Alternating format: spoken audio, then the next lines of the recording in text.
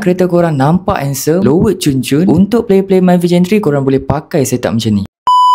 Hari ni ada sebiji lagi MyVision 3 datang nak tukar absorber daripada Kayaba RS Ultra dan juga spring spot daripada F-Tune. Dalam video kali ni aku nak bagi tahu yang slot untuk appointment kita pada bulan Ramadan ni masih ada guys. So korang yang nak balik kampung bolehlah book appointment dengan kita sekarang. Korang yang dah buat pemasangan dengan kita akan bagi free sampul raya. Tak payahlah bazir duit beli sampul raya dah lepas ni. Kereta korang nampak handsome, lowered cun-cun, untuk player-player MyVision 3 korang boleh pakai setup macam ni. Inilah hasil selepas korang pakai absorber daripada Kayaba dengan spring spot daripada F-Tune. Untuk bahagian depan korang akan dapat 2 jari rapat dan untuk bahagian belakang korang akan dapat 2 jari longgar. Owner ni pakai tayar 195/55/15. So kalau korang nak follow owner ni boleh copy je dia punya saiz tayar. By the way, untuk kedai baru kita di Seri Rampai akan mula beroperasi selepas je raya Aidilfitri ni guys. Korang yang belum follow akaun Mr. Absorber Seri Rampai boleh follow, aku akan letak dekat caption di bawah. So korang yang berminat nak kereta cantik di hari raya boleh datang ke Mr. Absorber Ampang ataupun Mr. Absorber Kuala Lumpur. Nak book appointment korang boleh tekan button phone yang ada dekat bio kita orang tu. Jumpa korang di sini.